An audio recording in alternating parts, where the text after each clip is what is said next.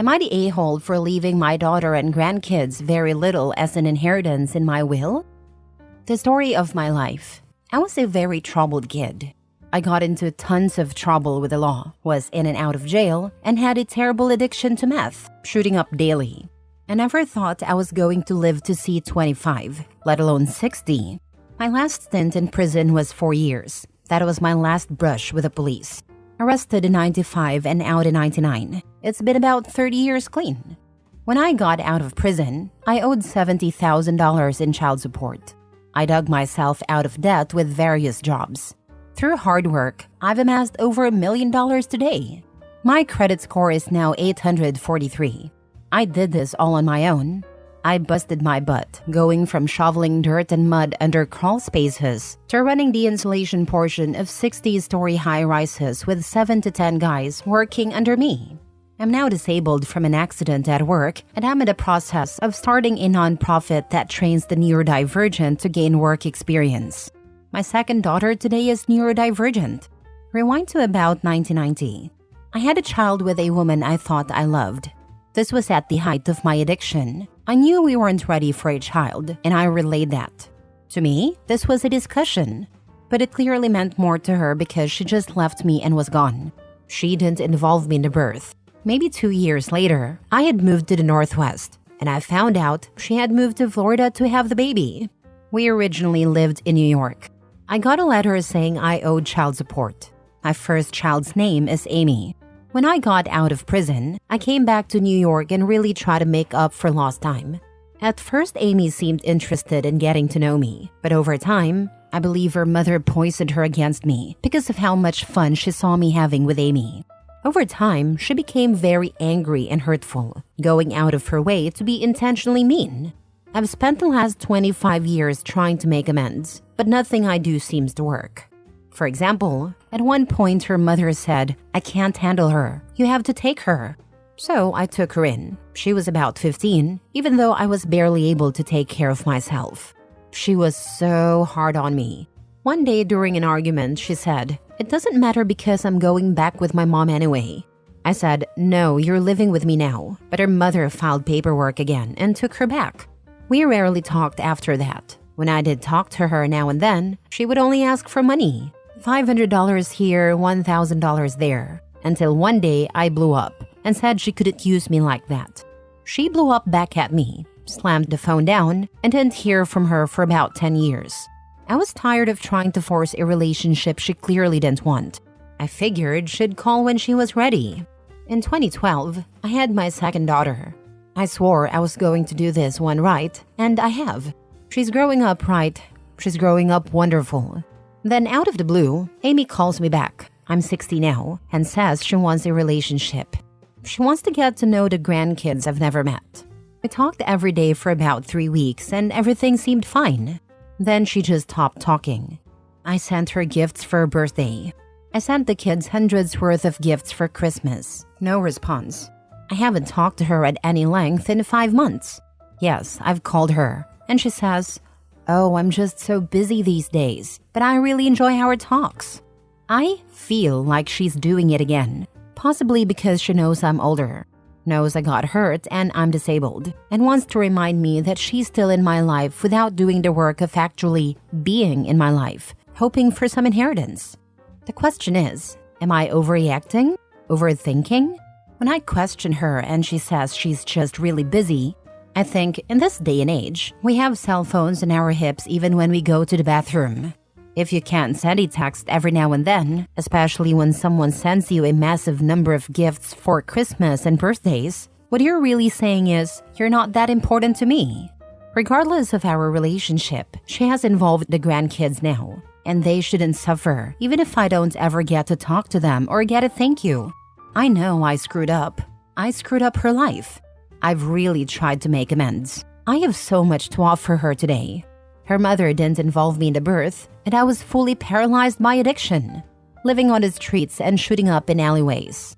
I had no control over my addiction. I realized this is not an excuse. I can't change the past, but I'm trying to make up for it. What more can I do? She's put me in a difficult place with the grandkids. My therapist says to just be happy with whatever I get from her, and that when she's ready, she'll contact me.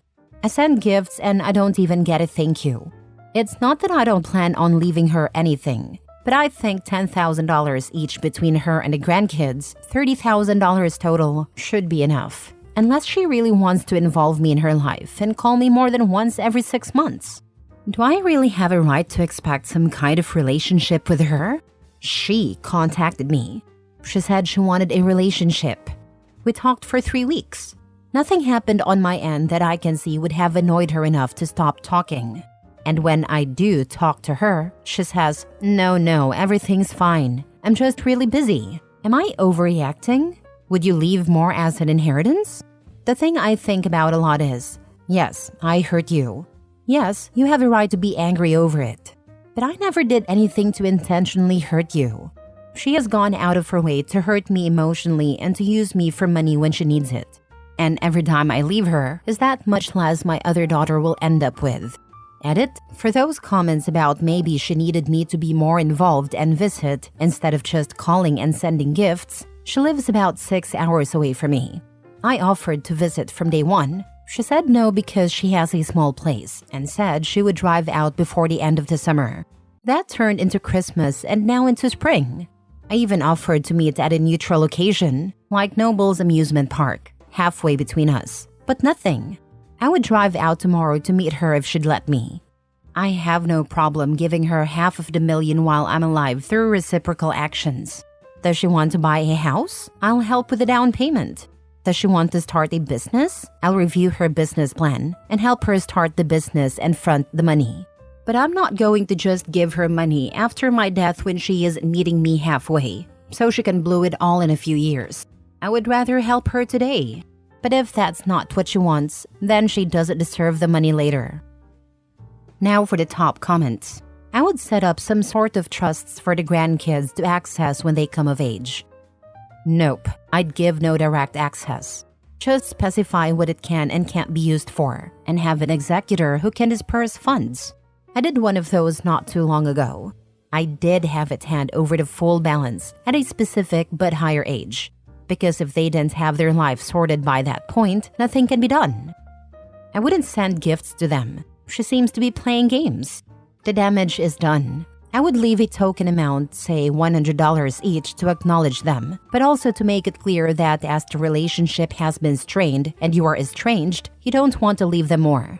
And then put all your money into a trust fund for your second daughter, so it can't be manipulated into going to the first daughter. I would make it clear to the trust holders that your second daughter has access to the money, but things should be put into her name or the trust's name to protect her in marriage and from financial abuse, etc. Not the a-hole. Your first daughter has a pattern of using you only when convenient, reaching out, getting gifts, then ghosting as emotional manipulation. $30,000 is more than fair considering her inconsistent behavior. You've tried repeatedly to build a relationship, and she keeps pulling away. Your second daughter, who you've raised right, deserves more of your hard-earned money. Your therapist is right. Keep the door open but protect yourself financially. She needs to put in actual effort if she wants a real relationship. Not the a-hole. You can do whatever you want with your money. Sounds like Amy is ready to be in your life again because she knows you now have money. A tale as old as time. But if she wanted his money, why break contact? Obviously, this would make everybody feel crappy and used. Opie should hear her struggle because, yes, he got out of his addiction, but it had an impact on her life as well. She didn't have a dad growing up. They should have talked about how to rebuild a totally new bond. I'm working on it. Next story. Am I the a-hole for refusing to change my mind regarding the money I gave my niece for her wedding? I gave my niece a decent sum of money for her wedding. This was 100% a gift on my part and have not regretted it. But my brother and sister-in-law want me to demand the money back from her for upsetting them. Personally, I think their reaction is over the top and extreme. But they are angry and their feelings are hurt, so maybe I'm being dismissive. The issue, if you can even call it that, is the wording used on the save the dates my niece and her future husband sent out. They gave their own names and listed the parents. But my niece listed sister-in-law as my brother's wife, instead of as a parent. It's handled like this. The groom's parents are listed as parents of the groom, names, while my brother and sister-in-law are listed as father of the bride, name, plus his wife, name. She also has a section stating she's the daughter of the late her mom's name. My brother and sister-in-law feel like this is a big insult and demeaning to sister-in-law's role because she met my niece and her siblings when they were all under 10 and has been part of raising them. To be listed as the wife instead of as the parent has led to hurt feelings. Meanwhile, my brother is angry that his wife is listed as just his wife, while his late wife is mentioned as the mother. He feels this overlooks the role sister-in-law played. My niece doesn't regret her choice of words for the save the dates, and because they had multiple discussions after they were sent out and she hasn't apologized, my brother and sister-in-law believe it's wrong for me to fund any part of what they see as an insult. When I refused to demand the money back and I refused to turn against my niece as they wanted, they turned on me. They said I should be defending sister-in-law, who raised my niece and the others. They said this decision has formed a crack in the blended family they built, and they fear all the other kids, including sister-in-law's bio kids from her late husband, will follow suit. They told me it should bother me and I should want better for my extended family. They also asked how I would feel if any of my children did this to me. I don't really think I'm wrong, but perhaps I'm just too close to this situation to know. Am I the a-hole? They are being ridiculous. Tell them to handle their business without dragging you in. The save the date card is totally appropriate and accurate. Miss Manners would approve. Read some newspaper wedding announcement wording for reference. Miss Manners would not approve of anyone telling you to retract a gift. And it also acknowledges the bride's late mother, which will be really important and meaningful to the bride. The second wife is butthurt about not taking the glory, even when she isn't paying for it. Well done, Aunt, for being loving, and tell them not to involve you in their pettiness. Not the a-hole. They listed what was true. This has nothing to do with you, and they're being completely insensitive to the fact that the niece wanted to honor her bio mom and stepmom and did. This is my feeling too. I'm glad to see others agree that demanding the money back is not something I should do. Not the a-hole. Wedding invitations are very formal, and indicating what everyone's actual relationship is to the bride and groom isn't wrong. What do they think she should do about her real mom? Just leave her off altogether? Lie to everyone and say the stepmom was the one who actually gave birth. She is showing respect for her stepmom by including her as dad's wife, because that's what she is.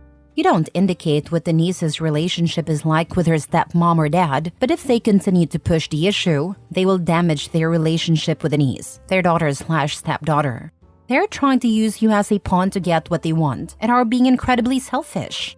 Also, I don't think this situation formed a crack. The crack was already there.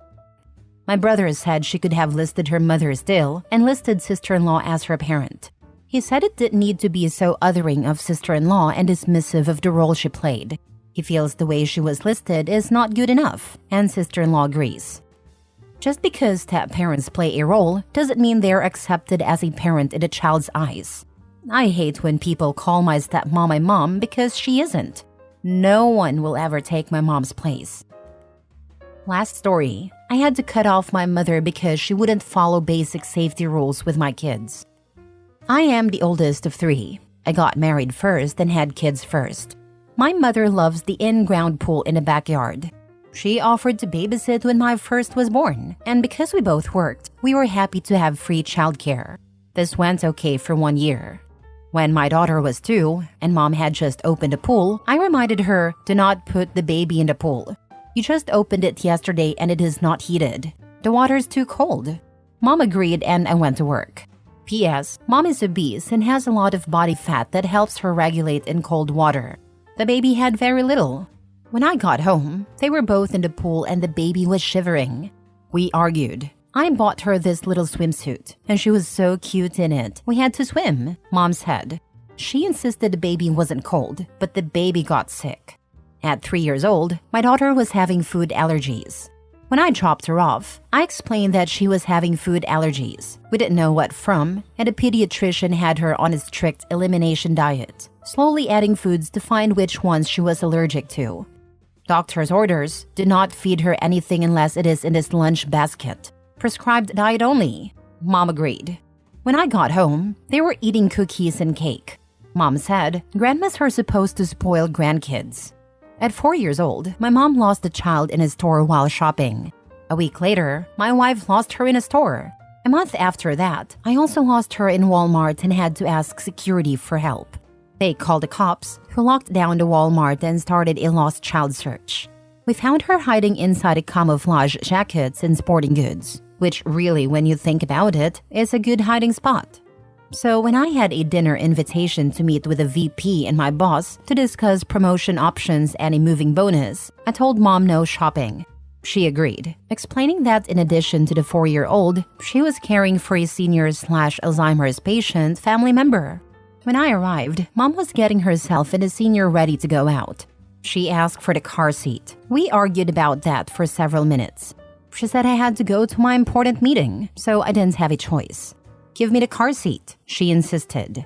I called my boss, asked for forgiveness, and canceled dinner due to a small family emergency. The job offer was rescinded the next day. Dad refuses to discuss it. I went no contact. Mom tells the entire family/friends/neighbors/church that I refuse to see her for no reason. So 4 questions. 1. Am I the a-hole for going no contact? 2. Am I the a-hole for trying to talk it out for months? 3. Am I the a-hole for keeping no contact unless she apologizes and promises to change her behavior? She pulled the same food stunt on my brother's kid and my sister's kids years later. 4. The 4-year-old daughter is now 17. I have 2 more kids that she has barely met. Am I the a-hole for keeping no contact unless Mom agrees to discuss her behavior, apologize, and change it? You know, if there was an Olympic sport for ignoring basic safety rules, your mom would be a gold medalist. 1 gold and 2 bronze. My siblings have not cut her off yet, but they limit how much freedom she has with them. She has retired from competition now and is coaching other entitled boomers into selfish heights and parenting lows. Not to seem obvious, but like, she breaks rules literally set by doctors because she doesn't care. I mean, the food allergy thing, I know it's probably unlikely, but she could kill your child. What's she going to say then? Well, grandparents are supposed to spoil grandchildren? Yes, they are, but not in a destructive manner. And she lies to your face about not going anywhere with your child, then throws you under the bus, potentially losing you an opportunity. Not to seem rude, but have you checked out the Raised by Narcissists subreddit? Not saying she is one, but so far the only thing that matters in her mind is what she wants.